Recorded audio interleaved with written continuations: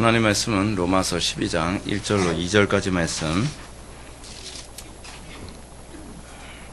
신약성경 재성경으로는 256페이지입니다. 신약성경 256페이지 로마서 12장 1절로 2절까지 말씀 찾으셨으면 제가 봉독하겠습니다.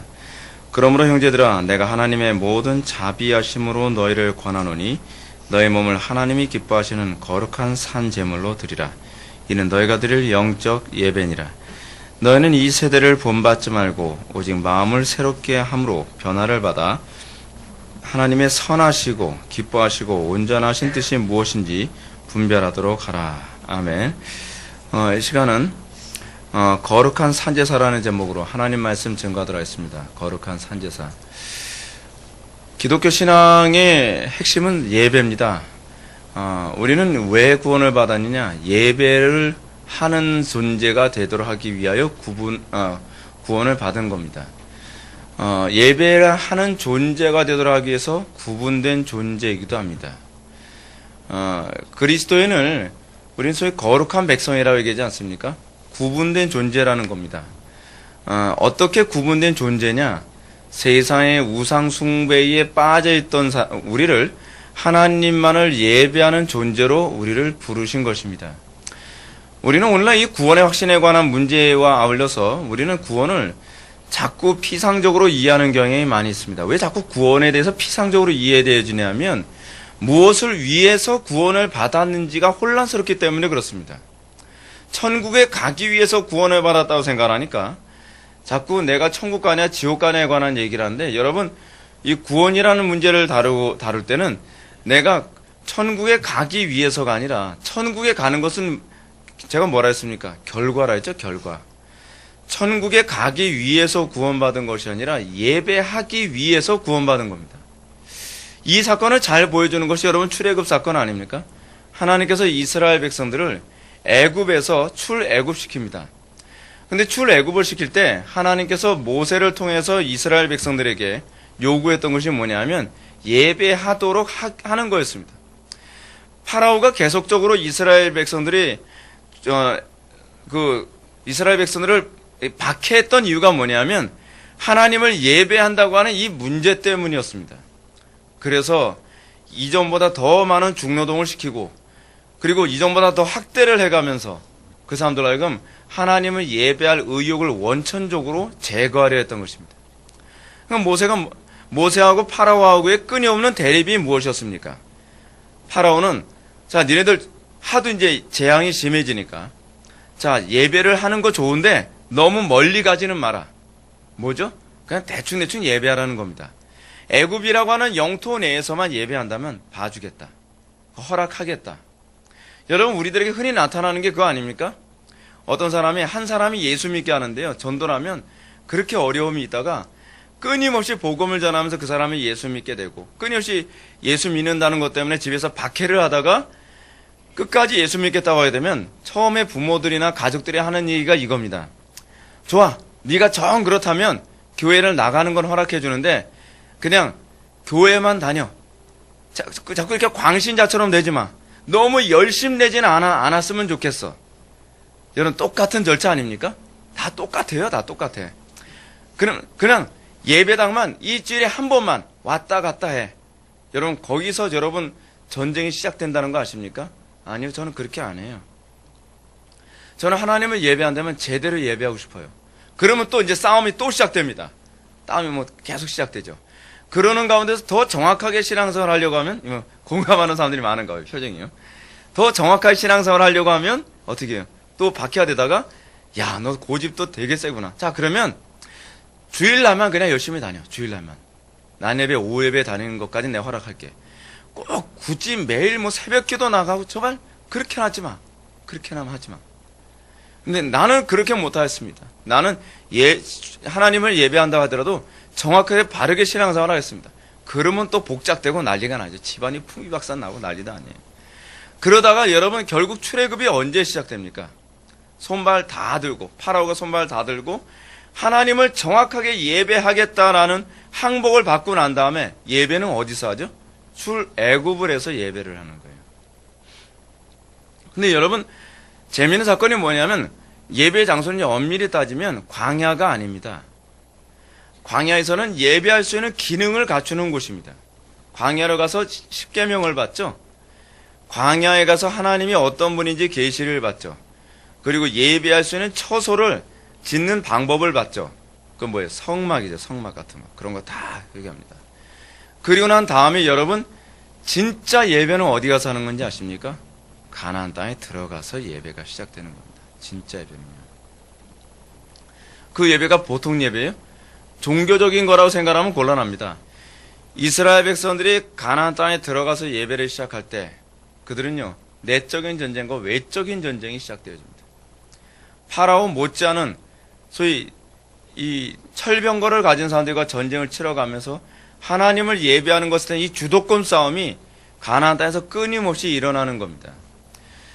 여러분, 우리는 간혹가다 이렇게 생각을 합니다. 자, 이제 내가 열심히 신앙생활한 거 종교의 자유를 얻었으니까, 그리고 부모로부터 핍박받아가면서 내가 믿음 끝까지 지켰으니까, 아, 이 정도면 믿음 아니야? 여러분, 그 정도면 믿음인가요? 여러분, 착각하지 마십시오. 진짜 믿음은요, 어디서 비로소 시작되어지냐면 가나안 땅에서 그 믿음의 실체가 드러나기 시작하는 거예요. 거기서요. 여러분, 우리가 대마 같은 사람도 우리가 잘 보면 알겠지만 처음엔 믿음으로 시작했다가 육으로 망하는 사람도 있지 않습니까? 여러분들 잘 기억하시죠? 믿음이라고 하는 것이, 구원이라고 하는 것을 천국 가냐 지옥 가냐라고 하는 요것만을 가지고서 측정하는 사람은 어떤 현상이 나타나냐면, 굳이 내가 이렇게 꼭 이렇게 신앙생활 한다고 이렇게 정확하게 철저하게 예배자로 꼭 살아가야만 천국 가나? 아, 믿음이 있는데 뭐 반드시 그렇게 가요. 반드시요.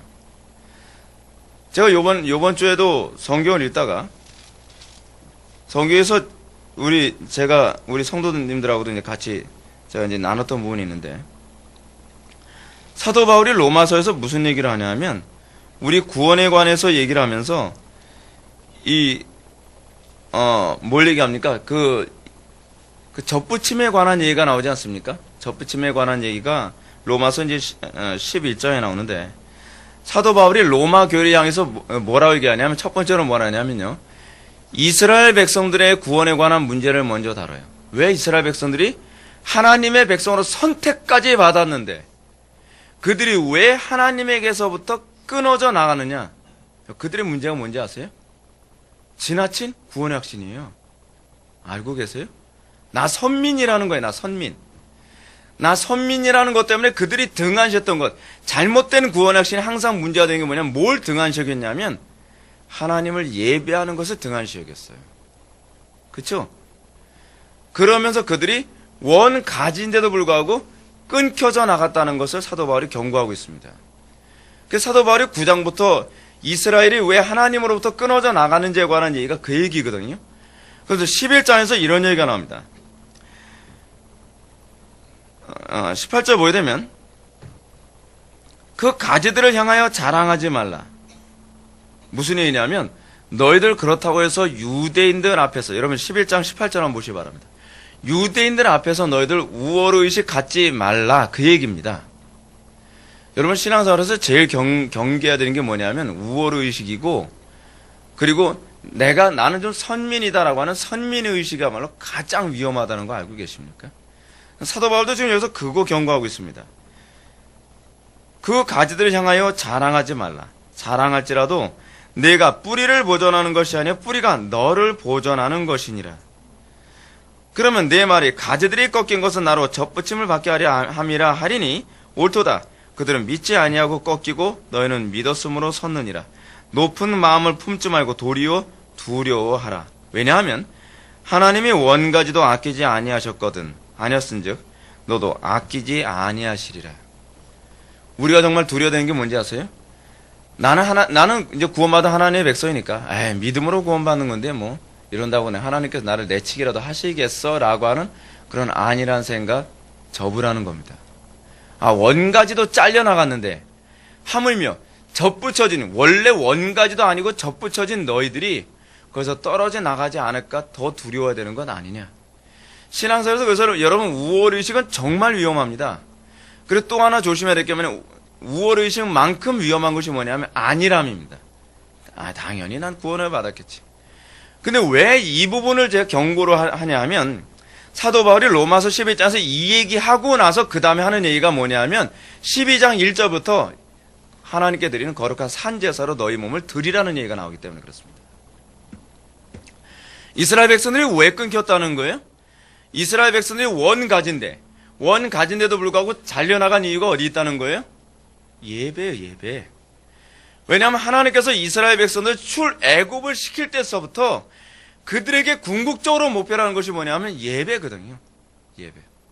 여러분 신앙생활에서 여러분 정말 두려워되는 게 뭔지 아세요? 예배에 대한 아무런 관심도 없고 예배에 대한 열망도 없으면서 내가 하나님의 백성으로서 내가 구원받을 것이라고 생각하지 말라는 겁니다. 왜냐하면 우리의 기능, 우리의 펑션, 우리의 기능 자체가 우리는 하나님을 예배하도록 그렇게 구원받은 거예요. 천국 가도록 구원받았다는 생각은 좀 접었으면 좋겠어요. 예배하도록 구원받은 것이고 하나님을 사랑하도록 구원받은 것이고 이 땅에서 우리가 거룩한 백성으로 살아가도록 구원받은 거예요. 하나님과 교제하도록 구원받은 거예요. 교제할 수 없는 존재였기 때문에 그래서 교제할 수 있는 존재가 되도록 하기 위해 구원받은 거라니까요. 근데 우리는 자꾸 구원을 이 기능하고는 관계없이 자꾸 생각을 해요. 이게 오늘날 한국교회에서 구원을 가르칠 때 잘못 가르친 거예요.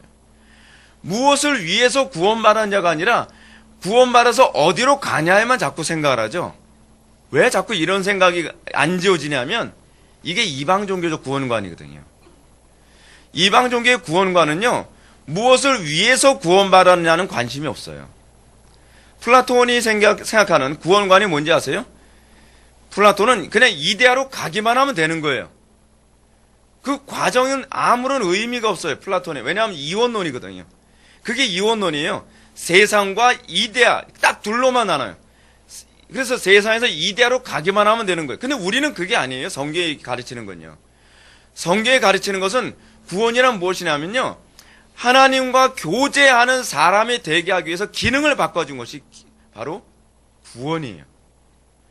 하나님을 사랑할 수 없는 존재인데 하나님을 사랑하는 존재로 만들기 위해 구원하신 거예요. 그 조나단 에드워즈가 한 말이 그거잖아요. 궁극적 목적과 종속적 목적이라는 얘기를 했다 했잖아요. 궁극적 목적이 뭐죠? 하나님의 영광을 위하여 사는 것이 궁극적 목적이고, 이 궁극적 목적을 성취하려면 뭐가 있어야 돼요? 일단은요, 기능이 변화돼야 될 게 아니에요. 기능이 주어져야 되잖아요. 기능이요. 마치 뭐하고 똑같냐면 차를 몰고서 목적지를 가야 돼요. 근데 목적지를 가려면 고장난 차를 먼저 뭐 해야 되죠? 고쳐야 되죠. 궁극적으로 차를 몰고서 목적지에 가기 위해서 차를 고친 것이지 차를 고친 것 자체가 목적이 아니에요. 구원 자체가 목적이 되면 안 된다니까요. 오늘날 기독교인들의 신앙에 있어서 예배가 목적이 아니라 자꾸 구원이 목적이라서 이게 문제인 거예요. 그러니까 맨날 자꾸 어떤 질문을 하냐면 저 구원 받았는지 안 받았는지 모르겠어요. 구원 받았는지 안 받았는지 아는 방법은 아주 쉬운 방법이 하나 있어요. 내가 기능이 바뀌었나 안 바뀌었나만 알면 돼요. 네. 차가 움직이나 안 움직이나만 보면 되는 거 아닙니까? 차가 움직이지도 않는데 나는 목적지 가나요? 자꾸 그 얘기를 한단 말이에요. 목적지를 가냐 안 가냐가 중요한 것이 아니라 목적지를 갈 수 있도록 차를 고쳤느냐 고치지 않았느냐가 중요한 문제라니까요. 그럼 잘 보십시오. 하나님께서 이스라엘 백성들을 왜 구원하셨다고요? 결국 가나안 땅에 보내서 예배하게 하기 위해서, 예배자로 살아가게 하기 위해서, 그래서 우리를 구원하신 거예요. 오죽하면 가나안 땅에 들어가서 예배자로서 삶을 살지 않으면 하나님께서 레위기에서 뭐라고 얘기하는지 아십니까? 너희들이 하나님을 예배하지 않고 거기서 우상을 숭배한다면 가나안 땅에서 어떻게 해요? 이 토해내버리기까지 하신다는 거예요. 그걸 우리는 소위 뭐라고 표현할 수 있냐면 일시와 같은 거죠. 일시. 그러니까 여러분들 신앙생활에서 가장 신중하게 점검해야 될 부분이 뭐냐면 나는 정말 예배자로 변화받았는가에 관해서 항상 관심을 많이 해야 돼요. 근데 예배는 두 가지 예배가 있다 그랬죠? 공적인 예배와 삶의 예배. 그렇죠? 공적인 예배, 우리가 주일 예배, 수요 예배, 뭐 금요 기도회, 뭐 이런 공적인 예배에서 은혜를 받아야만 하는 이유가 뭐냐면 삶의 예배에서 승리할 수 있는 것이 바로 공적인 예배를 통해 영적인 힘을 공급받기 때문이거든요. 근데 공적인 예배에 아무런 관심이 없는 사람이 삶적인 예배에 승리한다는 것은 불가능한 거거든요. 말이 안 되는 거예요. 그러면서 로마서 12장 1절에서 사도 바울이 그러면 하나님의 백성들이 예배는 어떻게 하는 것인가? 신약의 교회는 예배를 어떻게 하는 거예요? 신약의 교회는 여러분 제사 안 드리죠. 신약의 교회에서 신약의 교회가 제사를 드린다는 표현을 사용한다고 한다면 신약의 교회가 그러면 드리는 제물은 무엇일까요? 또 양 잡나요? 그렇지 않으면 예수님 또 매번 가톨릭에서처럼 성찬 예식 때마다 예수님을 제물로 드려야 되나요? 아니죠. 신약의 예배에서의 제물은 뭐예요? 나예요. 나. 한번 볼까요? 12장 1절. 그러므로 형제들아 내가 그러므로라는 말이 나온 거 보면 11장과 관련을 맺고 있다는 얘기죠. 그러므로 형제들아 내가 하나님의 모든 자비하심으로 너희를 권하노니 너희 몸을 하나님이 기뻐하시는 거룩한 산 제물로 드리라. 이는 너희가 드릴 영적 예배니라 라고 말씀하셨습니다. 너희 몸 뭐죠? 우리의 전인격을 얘기하는 겁니다. 우리의 전 삶을 하나님께 어떻게 해요? 제물로 드리는 것. 여기서 산 제물이라고 하는 얘기가 납니다. 산 제물, 이게 living sacrifice거든요. 그러니까 원 의미가 뭐냐면 살아있는 희생이에요. 희생. 여러분들 삶을 하나님께 희생하는 이게 예배예요. 여러분 우상에 드리는 제사도 항상 희생이 따르죠. 그렇죠? 여러분들 이 땅에서 예를 들어서 돈 벌려면 희생해야 되잖아요. 성공하려면 여러분들 전인격을 희생해야 되잖아요. 근데 하물며 하나님을 섬긴다고 하면서도 우리가 희생하지 않고 하나님을 예배한다고 얘기할 수가 없죠. 그럼 이 살아있는 희생이란 무엇이냐? 생명 있는 채로 드리는 제사라는 얘기예요. 생명 있는 채로 드리는 제사. 다시 얘기한다면 생활 전체를 제사로 드리라는 것입니다. 여러분 성령 충만하게 살아가는 방법은 무엇인지 아십니까? 삶 전체를 하나님께 제물로 드리듯이 살아가는 거예요. 삶 자체를.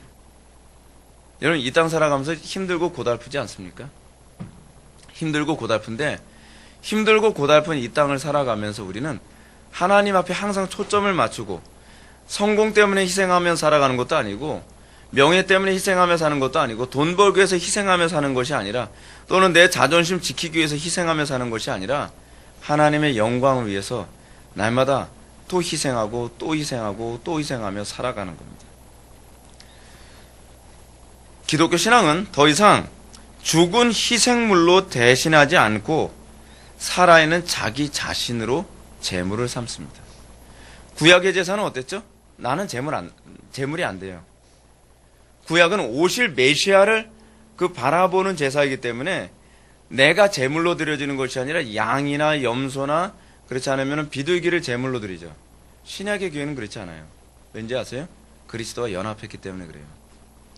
그리스도와 연합했기 때문에 이제는 제물이 바로 나예요. 그게 바로 신약에서 얘기하는 영적 예배라는 겁니다. 근데 뭐 영적 예배라고 하게 되면은 여러분 히브리어 성경, 헬라어 성경으로는 뭐라고 돼 있을 것 같습니까? 마치 영어로 따지면 spiritual이라고 하는 단어를 사용했을 것 같잖아요. 근데 헬라어 원문은 그렇게 돼 있질 않아요. 합당한이에요. 합당한. reasonable. 그래서 로기코스라고 하는 헬라어를 사용하는데 이는 너희가 드릴 합당한 예배니라 라고 돼 있어요. 여러분 참된 하나님의 백성들이 이 땅에서 정말 하나님께 바르게 예배하려 하는 합당한 예배가 무엇이냐? 사도 바울이 뭐부터 얘기해요? 제물부터 얘기해요.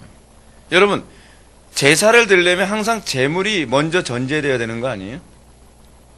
사도 바울도 제물을 먼저 거론하는 거예요. 하나님께 예배다운 예배를, 합당한 예배를 드리려면 너희들이 하나님 앞에 너희들의 삶 전체를 하나님께 제물로 드려라. 우리의 삶 전체가 하나님께서 받으시기에 하나님께서 오케이 할 만하게 합당한 그 제물을 드려라. 이것이 하나님 너희가 드릴 합당한 예배니라. 합당한 예배니라라고 하는 말은 무슨 얘기입니까? 하나님께서 받으실 만한 예배다라는 얘기입니다. 하나님께서 받으실 만한 예배. 근데 이 하나님께서 받으실 만한 예배로서 2절에서 좀 더 구체적으로 얘기합니다. 뭐냐? 너희는 이 세대를 본받지 말고 라고 얘기하고 있습니다. 이 세대를 본받지 말라라는 얘기가 무슨 얘기냐면 이 세대 풍속을 따르지 말라는 얘기입니다. 이거 굉장히 구약적인 표현이에요. 하나님께서 이스라엘 백성들이 가나안 땅에 딱 들어가기 전에 이스라엘 백성들에게 뭐부터 얘기했죠? 가나안 족속들의 뭐를 본받지 말라? 그들의 풍속을 본받지 말라.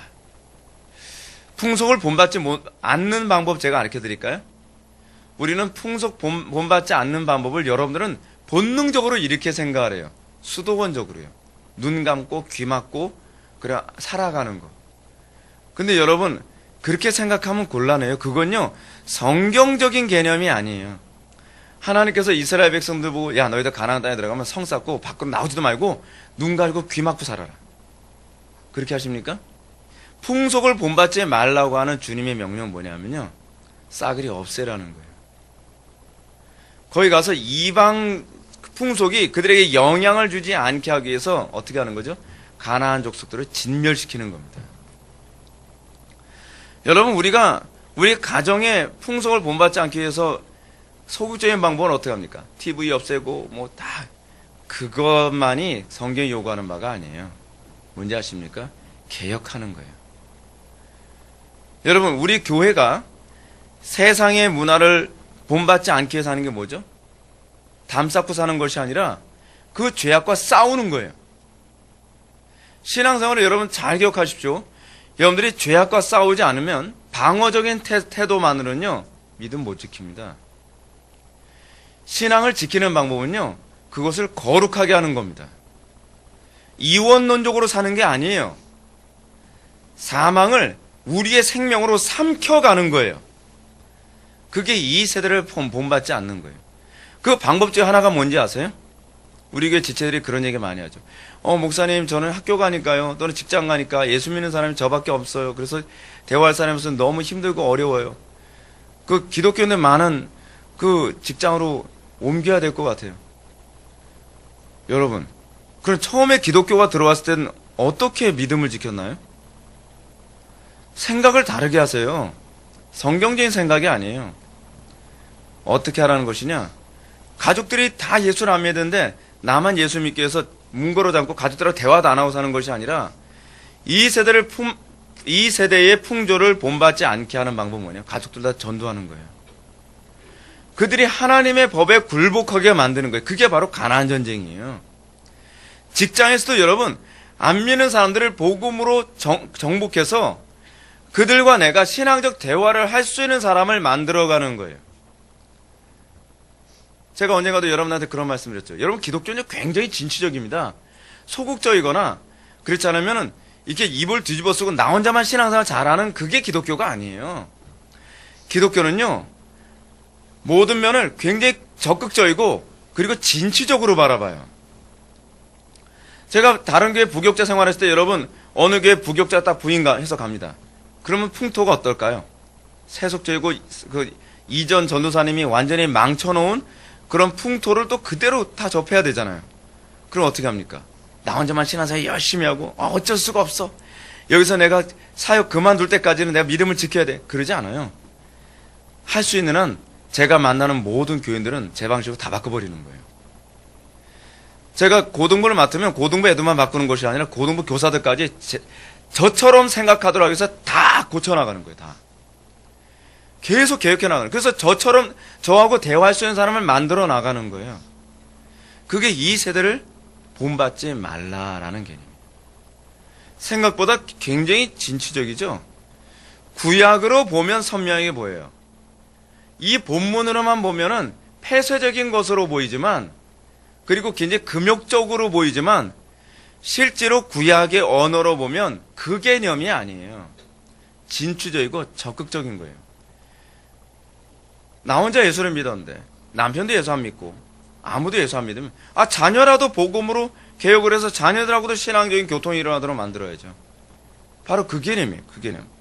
너희는 이 세대를 본받지 말고 먼저 개혁될 게 뭐예요?